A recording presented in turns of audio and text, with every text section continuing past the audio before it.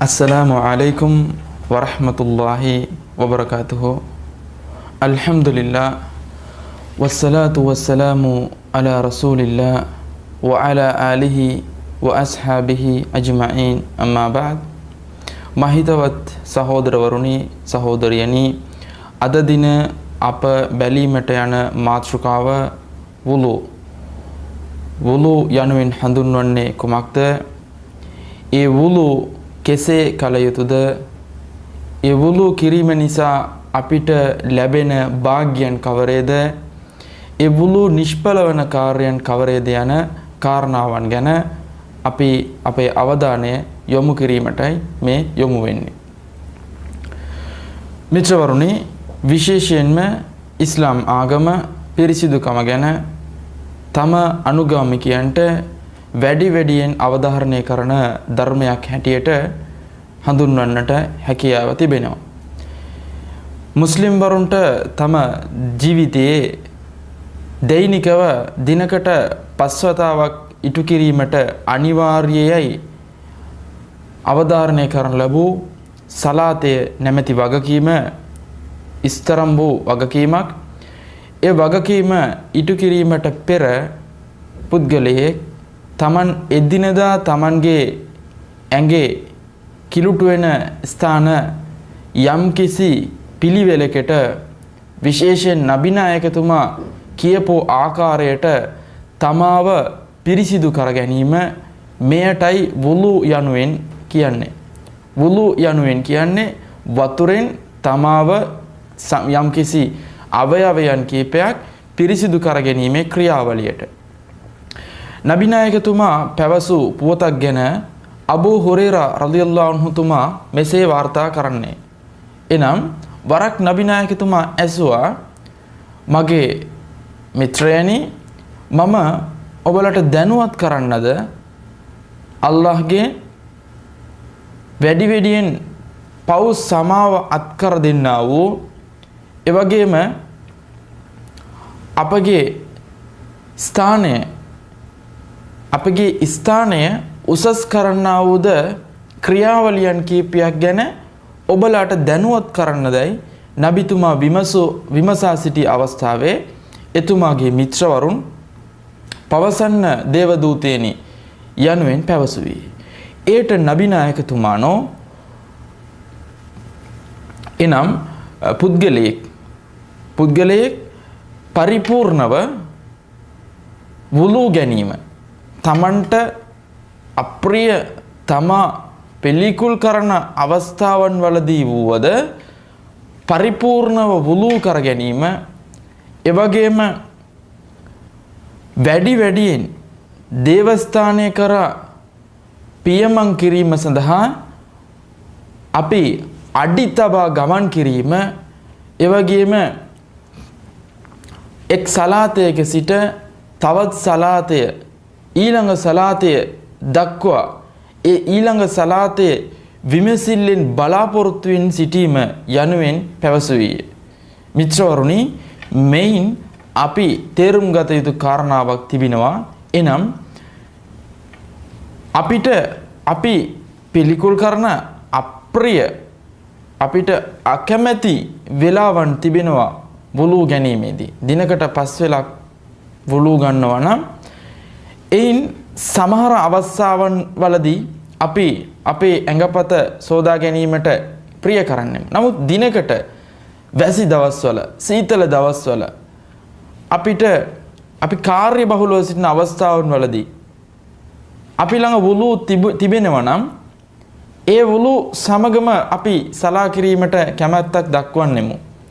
නමුත් නබිනායකතුමා මෙතන පවසන්නේ මෙවන් අප්‍රිය පිළිකුල් කරන වෙලාවන් වලදී පවා ශ්‍රමයක් ගෙන වුලු ගැනීම මෙවන් වූ ආනිසංසයන් අපිට ලබා දෙන්නා වූ ක්‍රියාවලියක් කියලා.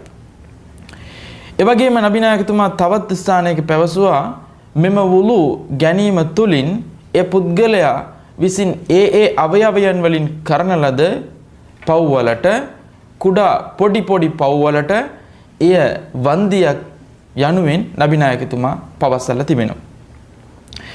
ඉතින් මිත්‍රවරුනි අපි දැන් අපේ අවධානය යොමු කරමු මෙම වුළු දෝවණය කරන පිළිවෙල කොහොමද වුළු කරන්න ඕනේ කියලා.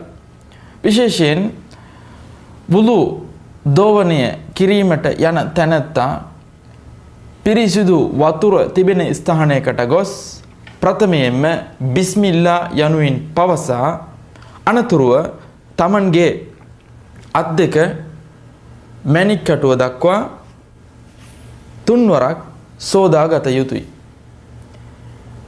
ඉන් අනතුරුව තමන්ගේ දකුණු අතින් වතුර රැගෙන කට එවැගේම නාසය මේ අවයවයන් දෙක තුන්වරක් සෝදා පවිත්‍ර කරගත යුතුයි. තුන්වෙනි කාරණාව තමන්ගේ දෑතින් වතුර රැගෙන සම්පූර්ණ මුහුණ ආවරණය වෙන පරිදි තමන්ගේ මුහුණ සෝදා පවිත්‍ර කරගත යුතුයි තුන්වරක්. ඒ වගේම හතරවෙනි කාරණාව තමන්ගේ පස්වෙනි කාරණාව තමන්ගේ දෝතින් වතුර රැගෙන ප්‍රථමයෙන්ම දකුණු අත වැලමිට දක්වා එවැගේම තමන්ගේ වම් අත වැලමිට දක්වාද තුන්වරක් සෝදා පවිත්‍ර කරගත යුතුයි. ඉන් අනතුරුව හයවෙනි කාරණාව තමන්ගේ දෑත වතුරෙන් තෙමා එය තමන්ගේ හිස මත පිරිමැද එවැගේම කනත් පිරිමැදිය යුතුයි. හිස පිරිමැදින අතරතුර මේ විදියට ඔහු පිටිපස්සට රැගෙන ගිය අත නැවත පටන්ගත් ස්ථානයටම රැගෙන විත් ඉන් අනතුරුව තමන්ගේ කනත් මේ විදියට පිරිසිදු කරගත යුතුයි. ඉන් අනතුරුව තමන්ගේ කකුල් දෙක සෝදා පවිත්‍ර කරගත යුතුයි. මේ විදියට මේ ක්‍රමය අනුගමනය කිරීම කර මේ දෝවණය කිරීමෙන් අපිට හැකියාව ලැබෙනවා මෙම වුළු නැමැති පවිත්‍ර භාවය ලබා ගැනීමට. විශේෂයෙන් මෙම පවිත්‍ර භාවය නොමැතිව අපි කරන සලාතය පිළිගනු ලබන්නේ නැහැ. එවැගේම අපි මක්කාවට ගියේ නම් අපිට තවාෆ් කිරීමට හැකියාව ලැබෙන්නේ නැහැ. විද්වතුන් සමහර ස්ථානවල පවසා තිබෙන ආකාරයට අල් කුර්ආනයේ පවා මේ වුළු නැතුව මේ දෝවන ක්‍රමයේ නැතුව ඇල්ලීමට හැකියාව නැහැයි යයි සමහර විද්වතුන් තමන්ගේ මතය ප්‍රකාශ කර තිබෙනවා. නමුත් එහි සත්‍ය භාවයට ඉතාමත්ම සමීප ක්‍රියාව සමීපම කාරණාව වුළු නැතුව ශුද්ධ වූ අල් කුර්ආනයේ ඇල්ලීමට හැකියාව තිබෙනවා. එය පාරායනා කිරීමට හැකියාව තිබෙනවා. නමුත් මෙම වුළු ඇතුව ශුද්ධ වූ අල් කුර්ආනයේ ඇල්ලීම එවැගේම කුර්ආනයේ පාරායනා කිරීම ඉතාමත්ම හොඳ ක්‍රියාවක් වගේ වශයෙන් අපිට සටහන් කිරීමට හැකියාව තිබෙනවා. මිත්‍රවරුනි, දැන් අපි අපේ අවධානය යොමු කරමු මෙම වුළු නැමැති මෙම දෝවන ක්‍රියාවලිය නැත්තම් පිරිසිදු වීම බිඳවන සමහර ක්‍රියාවන් තිබෙනවා. ඒ දේවල් සිදුවීමෙන් වුළු නැමැති මෙම දෝවන ක්‍රමය නැවත අපිට කිරීමට අවශ්‍ය වෙනවා. එවන් ක්‍රියාවන් අතරින් විශේෂයෙන් පුද්ගලයෙක් තමන්ට වාතය පිටවීම, එවැගේම වැසිකිළියට යෑම, එවැගේම තදට නිින්ද යෑම, එවැගේම ඔටුමස් ඔටුවන්ගේ ඕනම කොටසක් ආහාරයට ගැනීම, එවැගේම තමන්ගේ රහස්‍ය අවයවයන් තමන්ගේ ලිංගේන්ද්‍රයන් හැඟීමකින් යුතුව ස්පර්ශ කිරීම මෙවන් ක්‍රියාවන් කිරීමෙන් මෙම වුදු නැමැති මෙම දෝවන ක්‍රියාවලිය පිරිසිදු වීම බිඳවන ක්‍රියාවන් වශයෙන් අපිට කියන්න පුළුවන්. එවැගේම තවත් සඳහන් කර යුතු කාරණාවන් තියෙනවා. එනම් මෙම වුළු නැමැති මේ පිරිසිදු වීමේ ක්‍රියාවලිය කර අවසාන වශයෙන් තමන්ගේ කකුල් දෙකකුල් සෝදා පවිත්‍ර කරගත් පසුව ඔහු විසින් පාරායනා කළ යුතු ප්‍රාර්ථනාවක් තිබෙනවා.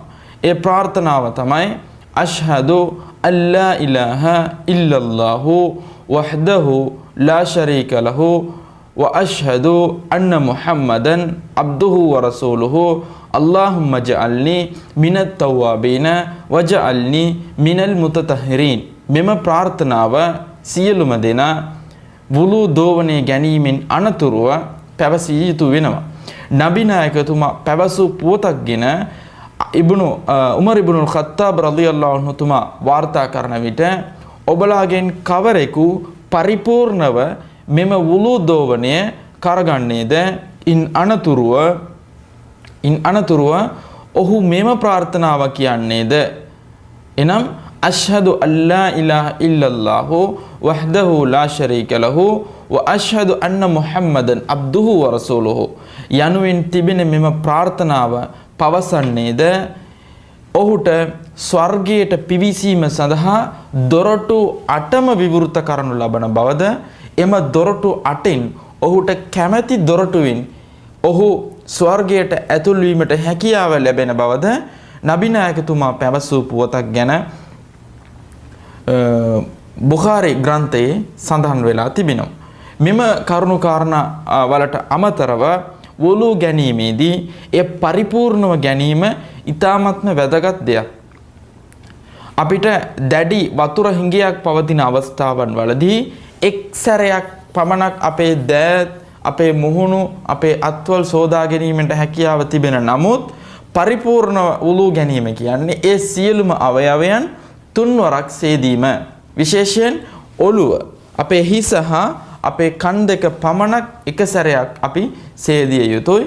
ඉන් අනතුරුව තිබෙන ඊට අමතරව තිබෙන සියලුම අවයවයන් තෙවරක් තුන්වරක් සේදිය යුතුයි. මෙයයි පරිපූර්ණ වුළු ගැනීමේ ක්‍රමය. ඒ වගේම අපි දන්නවා සමහර විට වුළු අලසකමින් යුතුව දෝවණය කරන අය එසේ අපි දෝවණය නොකළ යුතුයි. මොකද අපේ ශරීරයේ සියලුම අපේ ස්ථානවල වතුර ගෑවිය යුතුයි කියන නීතියක් තිබෙනවා. මොකද අපි උදාහරණයකට වුළු ගැනීමේදී අපේ මේ අත දකුණු අත වැලමිට දක්වා සියදිය යුතුයි. සමහර අය වැලමිට දක්වා සෝදන විට මෙවන් වූ ලොකු ප්‍රදේශයකට එම වුළු කියන එම වතුර නොවදින අවස්ථාවන් දැක තිබෙනවා. මෙය වැරදි ක්‍රමයක්. නබි නායකතුමා කිව්වේ ඔබ පරිපූර්ණව වුළු කරන්න. ඊට අමතරව වැඩි වෙන දේවල් වලට පවා කිසිම වැරද්දක් නැහැ. මේ දක්වා වුළු කරගත යුතුයි. ඊට අමතරව ටිකක් වැඩියෙන් වතුර වැදුනේ නම් එය ප්‍රශ්නයක් නැහැ කියන කාරණාවත් අපි අවබෝධ කරගත යුතුයි. ඒ වගේම අපේ දැනුමට එක් කරගත යුතු තවත් කාරණාවක් තමයි නබි නායකතුමා කිව්වා මරණින් මතු ජීවිතයේ මම මගේ සමාජයේ පුද්ගලයන්ව මගේ අනුගාමිකයන්ව මම මරණින් මතු ජීවිතය හඳුනාගන්නේ ඔවුන්ගේ ඇඟපතේ දිලිසෙන ස්වභාවය නිසා. ඔවුන්ගේ ඇඟපත දිලිසෙයි. ඒ මාර්ගයෙන් මම හඳුනා ගන්නවා ඔවුන් මගේ අනුගාමිකයන් කියලා. යනුවෙන් නබි නායකතුමා පැවසුවා. ඒකට කාරණාවක් පැවසුවා. එසේ දිලිසීම සඳහා වන කාරණාව මොකද්ද? ඒ තමයි පුද්ගලයා තමා කරන මෙම වුළු මෙම දෝවණය ක්‍රියාවලිය නිසා තමයි ඔහුගේ එම ශාරීරික අවයවයන් දිලිසීමට ලක් වෙන්නේ කියලා නබි නායකතුමා පැවසුවා. එසේනම් මිත්‍රවරුනි අපි කවදත් සලා කරන විට පරිපූර්ණ වුළු කරගත යුතුයි. ඒ වගේම වුළු අපි සඳහන් කරපු ඒ විදියටම කිරීමට උත්සාහ කළ යුතුයි. ඒ වගේම සියලුම සලාතයන් වලට වුළු කර ගැනීම ඊටාත්ම හොඳ ක්‍රියාවක් යනුවෙන් ඔබට මතක් කරමින් මම නිහඬ වෙනවා. තවත් අවස්ථාවක ඔබව හමු වීමේ බලාපොරොත්තුවෙන් ඔබ සැමට අස්සලාමු අලයිකුම් වරහ්මතුල්ලාහි වබරකාතුහු.